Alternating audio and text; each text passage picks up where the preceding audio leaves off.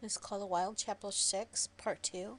Had to break it up into two sections because of the amount of pages for this chapter. So we left off at the bottom of page 66.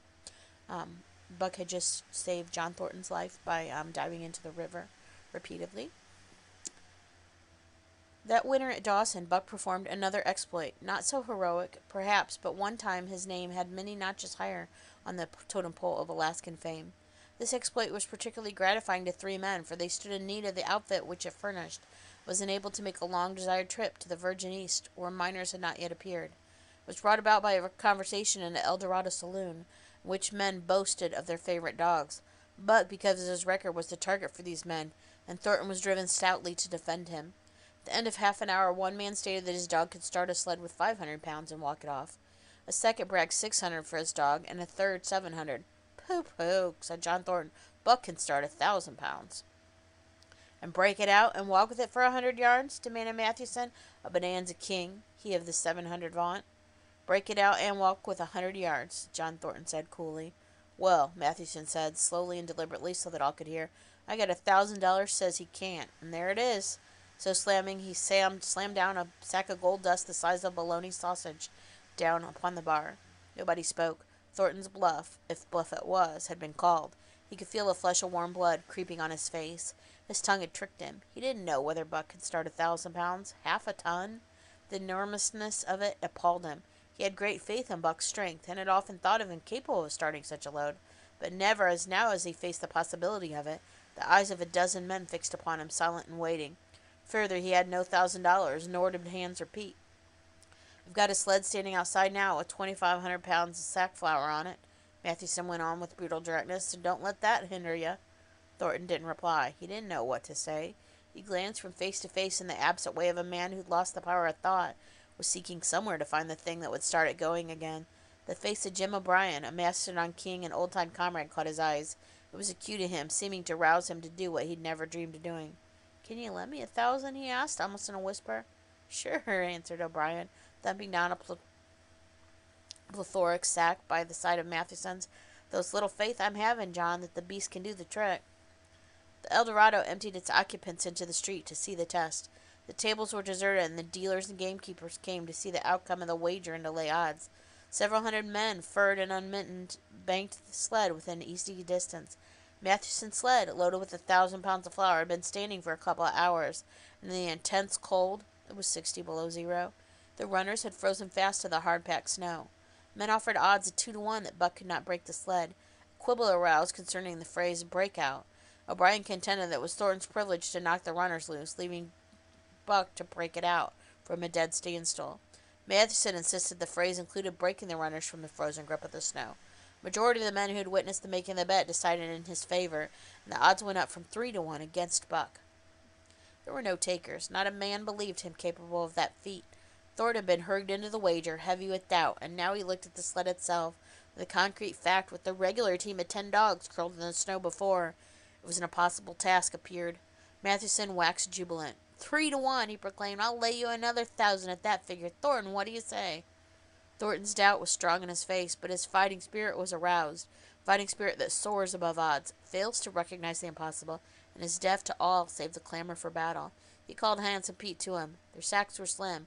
With his own, the three partners could rake together only $200. In the ebb of their fortunes, this sum was their total capacity.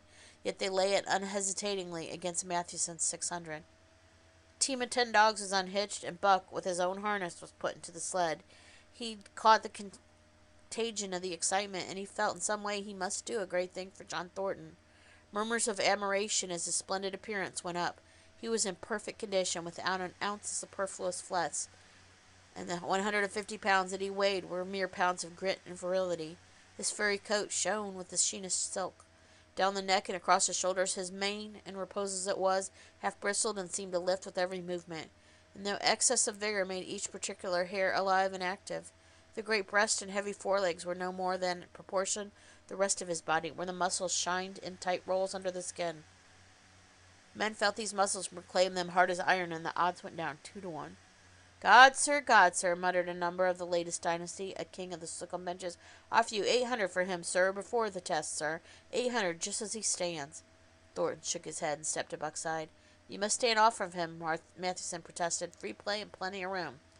The crowd fell silent. Only heard the voices of the gamblers vainly offering 2 to 1. Everybody acknowledged Buck was a magnificent animal, but 50-pound sacks of flour bulked too large in their eyes for them to loosen their pouch strings. Thornton knelt down by Buck's side. He shook his head in his 2 hands and rested cheek on cheek. As he playfully shook him, he was wont or murmur soft love curses, but he whispered in the ear, "As you love me, Buck, as you love me," he whispered. Buck whined with suppressed eagerness. The crowd was watching curiously. The affair was growing mysterious. It seemed like a conjuration. As Thornton got to his feet, Buck seized his mittened hand between his jaws, pressing him with his teeth, and released slowly, half reluctantly. It was the answer in terms not of speech, but love. Thornton stepped back. "Now, Buck," he sighed. Buck tightened the traces, then slacked them for a minute of several inches. It was the way he had learned. "Gee!" Thornton's voice rang out, sharp, intense silence. Buck swaying to the right, leaning the movement in a plunge that took up the slack. With a sudden jerk, arrested his 150 pounds. The load quivered, and from under the rubbers arose a crisp cracking. "Haw!" Thornton commanded. Buck duplicated the maneuver, this time to the left. Cracking turned into snapping. The sled pivoted, and the runner slipped and grated several inches to the side. The sled was broken out. Men were holding their breath, intensely unconscious of the fact. "Now, mush!" Thornton's command cracked out like a pistol shot. Buck threw himself forward, tightening the traces with a jarring lunge. His whole body gathered compactly into the tremendous effort, muscles writhing and knotting like live things under his silky fur. His great chest was low to the ground, his head forward and down, and his feet were flying like mad, claws scarring the hard-packed snow in parallel grooves. The sled swayed and trembled, half started forward. One of his feet slipped, and a man groaned aloud. Then the sled lurched into what appeared a rapid succession of jerks, though it never really came to a dead stop again. Half an inch, 2 inches. The jerks perceptibly diminished as the sled gained momentum. He caught them up till it was moving steadily along. Men gasped and began to breathe again, unaware that for a minute they had ceased to breathe. Thornton was running behind, encouraging Buck with short, cheery words. The distance had been measured off, and as he neared the pile of firewood which marked the end of the 100 yards, a cheer began to grow and grow, which burst into a roar as he passed the firewood and halted at command. Every man was tearing himself loose, even Mathewson. Hats and mittens flew in the air. Men were shaking hands, it didn't matter with whom, bubbling over a general incoherent babble. But Thornton fell on his knees beside Buck. Head was against head, and he was shaking him back and forth. Those who hurried up heard him cursing Buck, and he cursed him long and fervently, and softly and lovingly. God, sir, sputtered the Sookum king. I'll give you 1,000 for him, sir. 1,000, sir. 1,200, sir. Thornton rose to his feet, eyes wet. Tears were streaming frankly down his cheeks. "Sir," he said to Sookum bench king. "No, sir. You can go to hell, sir. It's the best I can do for you, sir." Buck seized Thornton's hand in his teeth. Thornton shook him back and forth, and though estimated by a common impulse, the onlookers drew back to a respectful distance, nor were they discreet enough to interrupt.